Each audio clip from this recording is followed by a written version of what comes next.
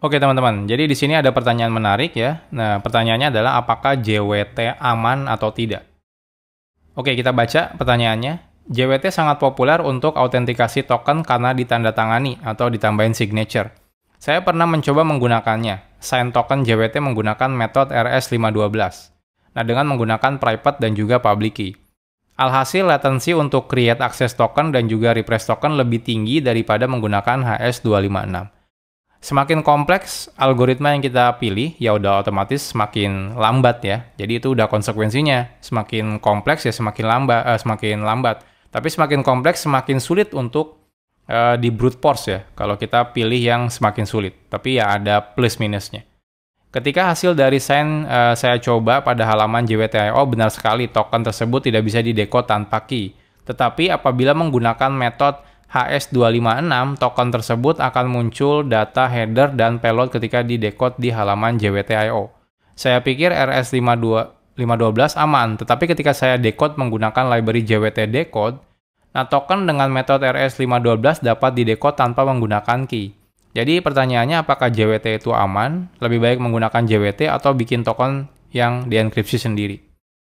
Oke, banyak orang yang berpikir kalau JWT itu untuk melakukan enkripsi data gitu ya.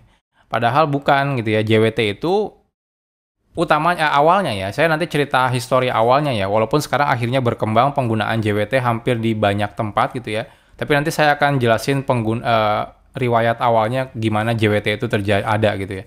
Nah, jadi JWT itu memang bukan digunakan untuk melakukan enkripsi. Jadi jangan berpikir kalau kita udah jadi token ini ya, ini token JWT, dipikirnya ya udah aman, nggak akan bisa di decrypt, karena nggak ada hubungannya. Token JWT itu isinya itu adalah encoded. Encoded itu datanya artinya bisa di-decode, bisa dikembalikan. Dan rata-rata menggunakan base 64 gitu ya. Jadi gampang banget nge-decode-nya. Jadi jangan berpikir kalau JWT itu untuk enkripsi data. Oke, kita akan coba contohnya ya. Jadi di sini saya udah coba nambahin di sini. Ini teman-teman perhatikan, ini dipikirnya mungkin wah ini kayaknya ini nih aman nih ya. Di sini nggak jelas nih isinya apa. Padahal ini itu adalah base 64 ya. Jadi base 64. Jadi bukan enkripsi, ini base 64. Kalau saya copy yang, ini kan ada header ya, ada payload. Payloadnya tuh saya masukin username password nih ya. Ini data yang sensitif sekali nih username password. Di sini ada headernya, ini ada payloadnya. Ya, saya akan copy payloadnya, saya akan buka ke base 64 decode ya. Saya decode, lihat. Nah, hasilnya kelihatan tuh. Nggak perlu pakai secret key apapun, kelihatan di sini. Nah, kenapa? Karena memang ini tuh adalah base 64 encode gitu ya, jadi bukan encryption. Nah, jadi ini tuh header, ini tuh adalah payloadnya, isi data kita, dan ini adalah signature-nya. Jadi signature itu untuk memverifikasi bahwa data ini benar dari pengirimnya. Jadi yang penting itu adalah signature-nya ini. Nah, untuk membuat signature ini, maka wajib ya yang namanya secret key, dan secret key itu nanti dimiliki oleh pengirim dan penerima. Jadi kalau di tengah jalan ada orang, oh saya bisa tahu nih isi ini, saya ubah, saya bikin lagi, saya masukin, itu otomatis JWT-nya bakal nggak valid ya, karena signature-nya tidak harusnya berubah, tapi dia tidak berubah. Oke, jadi ini tidak ada hubungannya kalau pakai JWT itu untuk mengenkripsi data. Jadi kalau dibilang nggak aman karena bisa di-decode, ya memang tujuannya bukan untuk itu gitu ya. Lantas untuk apa? Oke, kita bahas nih kayak gini. Oke, jadi histori awalnya itu kalau teman-teman baca di sini ya, di sini udah jelas nih ya. Adalah industri standar ya untuk representing claim securely between two parties ya.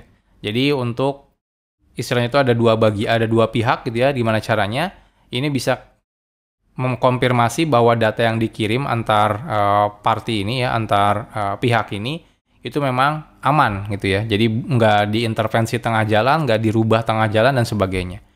Nah, jadi simpelnya misalnya kalau kita punya aplikasi di sini misalnya app1 gitu ya. Lalu di sini misalnya app2. Oke, anggap aja ini kita pakai public network gitu ya. Jadi ini tuh misalnya via internet gitu ya. Nah, ngirim datanya. Nah, misalnya di sini, ini kan ngirim data ke sini.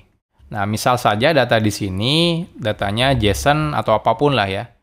Jadi dia dari aplikasi 1, dia ngirim ke aplikasi 2. Oke, Yang namanya public network, misalnya di sini internet, kita tahu lah. Contohnya kalau teman-teman pakai HP, habis itu connect ke public wifi gitu ya, atau ke manapun itu kan di tengah jalan kita bisa di-intercept ya, networknya di sini.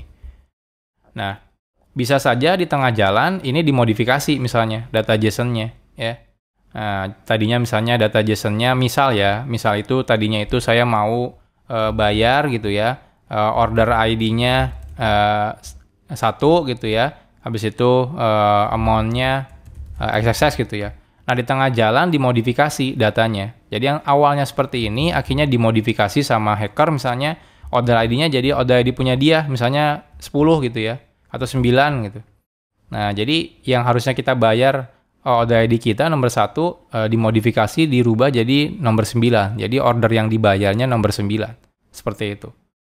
Nah, jadi dengan seperti ini kan agak bingung ya, gimana caranya untuk memverifikasi ini beneran dikirim dari aplikasi 1, atau bahkan nanti di sini ada aplikasi 2 yang pura-pura gitu ya, AppX misalnya ya, yang pura-pura jadi aplikasi 1 sehingga dia bisa ngirim ke sini.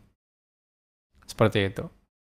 Nah, salah satunya ya inilah lahirnya si JWT ini. Jadi gimana caranya dua belah pihak itu bisa aman ya ngeklaim kalau data ini memang dikirim dari si A gitu ya, dan memang milik si A, seperti itu. Nah, jadi dibanding kita misalnya plain ya, JSON ini, nah makanya lebih baik kita bungkus aja dalam JWT. JWT itu nanti tiap partinya ya, jadi contohnya aplikasi 1, nanti dia punya yang namanya secret key. Nah, di sini. Ini juga dia punya secret key. Nah, seperti ini. Karena ini cuma disimpan di aplikasi ini ya, dan ini juga disimpan di aplikasi ini, jadi pertukaran data di sini itu tidak melibatkan secret key. Jadi secret key itu tidak dikirim di tengah jalan seperti ini. Jadi nggak ada istilahnya ada orang yang bisa nangkap secret key-nya, karena secret key-nya ada di dalam aplikasi 1 dan aplikasi 2-nya. Jadi itu aman. Nah, lantas gimana untuk memastikan bahwa ini beneran dikirim dari aplikasi 1, misalnya bukan aplikasi X?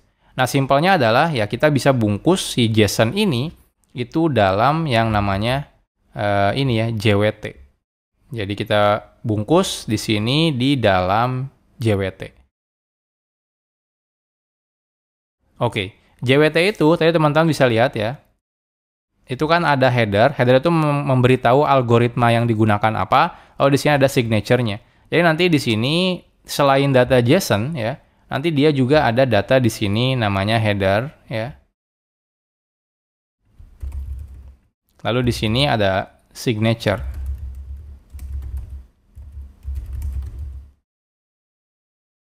Oke, pertanyaannya misalnya header-nya apa isinya? Header itu cuma ngasih tahu ya, dari aplikasi 1, contohnya saya mau ngirim data, di sini kan bentuknya JWT gitu ya.